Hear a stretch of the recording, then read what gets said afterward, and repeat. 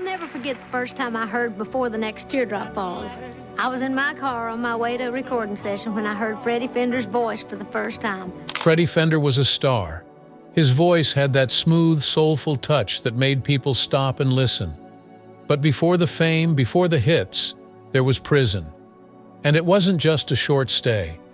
Freddy spent years behind bars, watching time slip away, wondering if his dreams would ever come true. He wasn't just another singer who made it big. He was a man who had to fight his way back from rock bottom. So what really happened? What led him there? And how did he turn his life around? Join us as we uncover the truth about Freddy Fender's prison years and how he managed to build his life later. Born into music and hard work. Freddy Fender wasn't always Freddy Fender. He was born Baldemar Huerta in San Benito, Texas, to a family of migrant workers. His parents worked hard in the fields, and life was anything but easy. But even as a kid, Baldemar had a gift. At just 10 years old, he sang on the radio in Harlingen, Texas. The song was Paloma Corrida, a popular tune back then. People heard his voice and knew right away this boy had something special. But talent alone wasn't enough. By age 16, Baldemar dropped out of school, and at 17 he joined the U.S. Marine Corps. Military life was tough, especially for a young man who loved music more than rules. Freddy got in trouble often because of his drinking. In 1956, after several stints in the brig, he was court-martialed and discharged. Years later, he got a letter from the Department of the Navy. It said his dishonorable discharge was wrong. Alcoholism was seen as a sickness, not a crime. They changed his discharge to general, but the damage was done. Freddy came home without his uniform, but with plenty of pain. He didn't let that stop him. Back in Texas, he played in nightclubs, bars, and small halls, mostly for Latino audiences. He sang in Spanish and English, mixing cultures the same way he mixed music styles.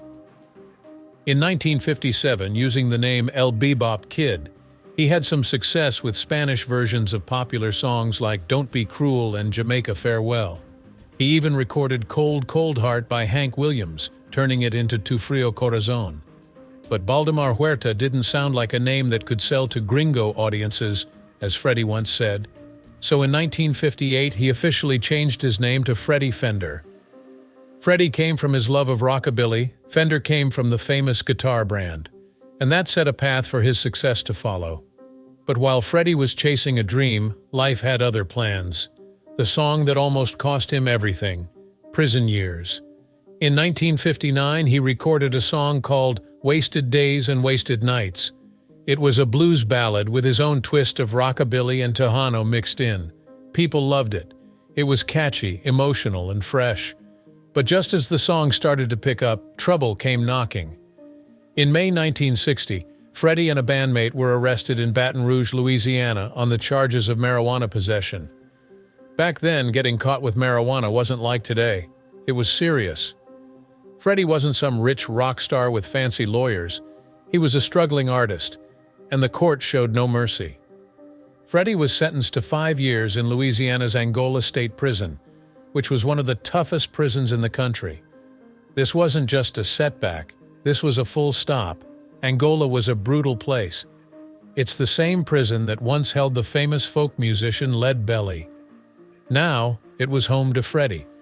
Freddy's career was over before it even started. His song, his name, his future, all gone in an instant. A second chance from an unexpected friend. Freddy expected to sit in prison for 5 long years, but fate had a strange twist. Jimmy Davis, the governor of Louisiana, heard about Freddy's case. And this governor wasn't just a politician. He was also a musician and songwriter himself. Davis decided to pardon Freddy. But there was one condition: stay away from music while on probation. For a man like Freddy, that was a cruel punishment. Music wasn't just his job, it was who he was. In later years, Freddy told NPR that the actual rule was to stay away from places that served alcohol. Either way, the message was clear. No honky-tonks, no bars, no gigs. With his career frozen, Freddy went back to Texas. Life felt small. He worked as a mechanic and enrolled at Del Mar College in Corpus Christi. On weekends, he played a little music, but only for fun. His big dreams of fame felt like wasted days and wasted nights. Freddy wasn't the first musician to land in prison, but what made his story different was how much was taken from him. His name was forgotten. His song disappeared. And for a long time, Freddy Fender became just Baldemar Huerta, the ex-con mechanic, climbing out of the darkness. By the end of the 1960s, Freddy's time in the spotlight was a distant memory. His arrest, prison time, and lost years took their toll. The music business had moved on without him. But Freddy wasn't done yet. In 1975, everything changed when he released Before the Next Teardrop Falls. It was a huge hit, finally making Freddy a star, this time for real. Freddy's past didn't hold him back anymore. In fact, it made him even more relatable to fans. People saw him not just as a singer, but as someone who understood struggle. He had lost it all, fought his way back, and was now singing from the heart.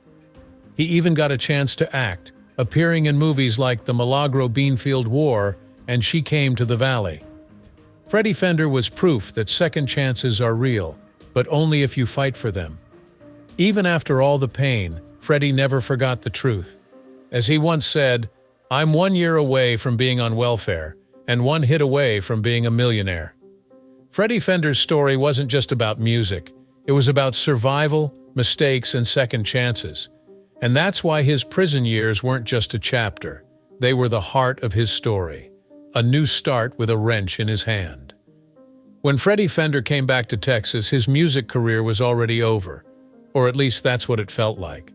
After prison, Freddy didn't jump back into the spotlight. Instead, he spent years working as a mechanic. He didn't mind getting his hands dirty. After all, fixing cars was honest work, and Freddy knew plenty about fixing things, including his own life. He worked hard during the day, and when the weekend came, he played music in small local clubs. But everything changed in 1974. That year, Freddy met a man named Huey P. Moe. Huey was the owner of a small record label called Crazy Cajun, based in Houston. Huey saw something in Freddy, something special that hadn't faded, even after all the trouble. Freddy signed a recording deal with Crazy Cajun, but Huey had a few ideas. He told Freddy to lean into country music. Country was popular, and Freddy's voice could fit right in. But at the same time, Huey didn't want Freddy to forget his Mexican roots. Together, they created a style that blended country and Western with Freddy's Latino flavor. It was something fresh, something only Freddy could do. A song nobody wanted, until it was a hit. Their first project together was a song called Before the Next Teardrop Falls. Freddy recorded it with his heart wide open. It was beautiful, emotional, and filled with that special Fender sound. But when they tried to get a big record label to back it, no one was interested. No one believed a Mexican-American singer mixing country and Spanish would sell. So, Crazy Cajun released the song themselves. It was risky, but it worked. In early 1975, something amazing happened. The song took off. Radio stations couldn't get enough of it. It climbed to #1 on both the Billboard Hot Country Singles and the Billboard Hot 100 charts. Freddy Fender, the man everyone forgot, was suddenly a star again. But Freddy wasn't just a one-hit wonder. After Before the Next Teardrop Falls, Freddy went back to the studio to re-record the song that once got him in trouble, Wasted Days and Wasted Nights. This time, nothing could stop him. The song hit #1 on the country chart too, and before 1975 was over, Freddy had 2 more hits on his hands, Secret Love and Since I Met You Baby. Freddy Fender was not just back, he was bigger than ever. From prison cell to jukebox king, Freddy's success didn't stop with radio. In 1975, at the AMOA Jukebox Awards, Freddy was named Artist of the Year. His records weren't just hits on the charts, they were also the most played songs on jukeboxes across America. That same year, Freddy got his first gold disc. Before the Next Teardrop Falls sold over 1 million copies. It was proof that second chances could happen, even for a man who once lost it all. His next song, the new version of Wasted Days and Wasted Nights, also sold over 1 million copies. It earned another gold disc in September 1975. Freddie was winning in country music, but that's not all. His music also crossed over to the pop charts. Besides hitting #1 in country, Before the Next Teardrop Falls became a pop #1 too. Wasted Days and Wasted Nights hit #8 on the pop chart and #9 on the easy listening chart. And even though Freddie was new to many pop listeners, his sound felt like an old friend, something fresh, but also familiar. In New Zealand, people couldn't get enough of Wasted Days and Wasted Nights. The song held the #1 spot for 12 weeks, making it one of the longest-running #1s in the country's history. More than just a country star. As Freddie's fame grew, people started to understand that his music wasn't just country. There was something else there, something special. That special sound was called swamp pop. Swamp pop was born in southern Louisiana and southeast Texas. It mixed blues, country, rock, and R&B, all with a smooth, emotional feel. Freddie loved it, and you could hear that influence in his songs. In 1978, Freddie paid tribute to that sound with an album called Swamp Gold. One of his biggest hits, Wasted Days and Wasted Nights, was the perfect swamp pop ballad, smooth, soulful, and emotional. Freddie didn't just borrow the sound, he lived it. He was friends with other swamp pop legends like Joe Barry and Rod Bernard, and most of his records came out on labels owned by Huey P. Moe, who also had deep ties to swamp pop. Speaking of which, music writer John Broven once said, although Freddie was a Chicano from Texas, marketed as a country artist, much of his formative career was spent in South Louisiana. Spiritually, Fender's music was from the Louisiana swamps. Freddie's songs traveled far beyond country radio. They showed up in movies like The Milagro Beanfield War and She Came to the Valley. Even in later years, Wasted Days and Wasted Nights kept showing up in pop culture. It played in the alien abduction film Fire in the Sky, in the biographical film W about George W. Bush, and even in the show Reservation Dogs. Freddie re-recorded the song in the 1980s, adding synthesizers and a more modern feel. And when Freddie joined the Texas Tornadoes in the 1990s, they recorded the song once more, this time for the soundtrack to the Beverly Hillbillies.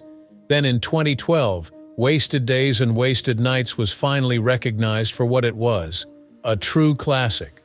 The song was inducted into the Grammy Hall of Fame, a permanent reminder of how a song once left for dead became a legend.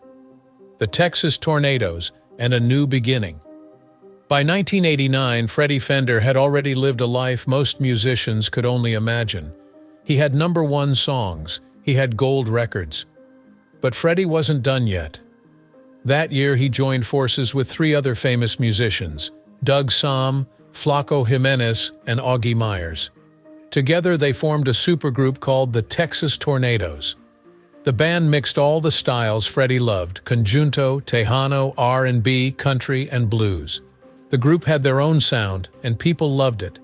But when it came time to audition for Warner Brothers Records, Freddie got a little nervous. Freddie thought the Tornadoes weren't strong enough on their own, so he brought his own band to the audition. But there was a problem. Freddie's band played country music, and that's not what Warner Brothers wanted. The record executives weren't impressed at first, but then Freddie switched things up. He played some old rock and blues songs, and that's when everything changed. Warner Brothers gave the Texas Tornadoes a record deal, and the band took off. In 1990, they won a Grammy Award for Best Mexican-American Performance with their song Soy de San Luis. Freddie joked about the band, saying, "You've heard of New Kids on the Block? Well, we're the old guys in the street."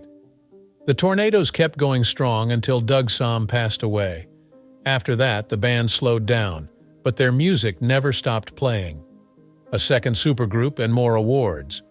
Even with all the success of the Texas Tornadoes, Freddie didn't slow down. In the late 1990s, he joined another supergroup, Los Super 7.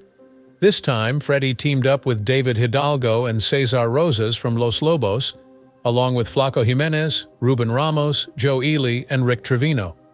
It was a dream team of Tex-Mex and country talent. In 1998, their first album won a Grammy Award for Best Mexican-American Performance. The very next year, Freddie got another honor. On February 4th, 1999, Freddie received his very own star on the Hollywood Walk of Fame. And back home in San Benito, people wanted to celebrate their hometown hero, too. In 2004, they held a special concert called 50 Years of Freddy Fender at the Paramount Theater in Austin, Texas. The show sold out fast, and Freddie performed to a packed house. That same year, the town of San Benito painted Freddie's face and name on their new water tower. It was a huge honor, and Freddie said, "This means more to me than any other award I've ever won." The final album and a return to his roots. In 2001, Freddie went back to the studio one last time. He recorded an album called La Música de Valdemar Huerta, a tribute to his Mexican roots and the music he grew up with. This wasn't just another album. Freddie was a perfectionist, and he made sure every note was just right. The album was so good, it won Freddie his third Grammy Award, this time for Best Latin Pop Album. Joe Reyes, a musician who worked with Freddie on the 50 Years tribute, later said, "I expected the album to be good because Freddie was a perfectionist, but that record, it was perfection. Freddie wasn't just winning Grammys, he was collecting lifetime honors everywhere he went. He was already in the Conjunto Music Hall of Fame, the Tejano Roots Hall of Fame, and the Texas Music Hall of Fame. He also got the South Texas Music Walk of Fame star in 2004. Even Hollywood noticed Freddie. Over the years, he acted in several movies, including Short Eyes in 1977, The Milagro Beanfield War in 1988, and She Came to the Valley in 1979. His music also appeared in films like The Border and Lone Star. And when Presidents George H.W. Bush and Bill Clinton had their inaugurations, Freddie was invited to perform. The final years and a lasting legacy. Freddie's health started to decline in the early 2000s. In 2002, he needed a kidney transplant, and his daughter gave him one of hers. Then in 2004, he had to get a liver transplant too. Even though his body was weak, Freddie's spirit stayed strong. But by 2005, the news got worse. Freddie had incurable cancer. That year, he stood proudly beside the San Benito water tower with his face on it. But by the end of 2005, Freddie played his final concert and started chemotherapy. In 2006, Freddy Fender passed away at his home in Corpus Christi, Texas, with his family by his side. He was 69 years old. Freddie was buried in San Benito, the town that shaped him, loved him, and never forgot him. Before he died, Freddie told the Associated Press one of his biggest wishes. "I want to be the first Mexican-American inducted into the Country Music Hall of Fame." Freddie didn't live to see that happen, but his legacy didn't stop. In 2007, the Freddy Fender Museum opened in San Benito, alongside the Conjunto Music Museum and the San Benito Historical Museum. His family also created the Freddy Fender Scholarship Fund, helping young students chase their dreams, just like Freddie once did. His daughter, Tammy Fender, wanted the world to know how much her father meant to music. In her biography, Tammy said, "My father was the first to sing Spanish rock and roll. Richie Valens may have been the most successful, but Freddie was first." She also shared a side of Freddie that fans didn't always see. The hardworking boy who picked cotton, the teenager who never finished high school, and the young man who had to fight for every single note. Even after all the success, Tammy said, "My father was a soul man. You couldn't get any cooler than Freddie." Today, Freddy Fender's songs, story, and spirit live on, in jukeboxes, in movies, in awards, and most of all, in the hearts of fans who still remember the man who gave them before the next teardrop falls. What's your favorite Freddy Fender song, and why does it mean so much to you? And did you know about Freddie's tough journey before he became famous, or did any part of his story surprise you? Share your thoughts in the comments below, and don't forget to subscribe for more such stories.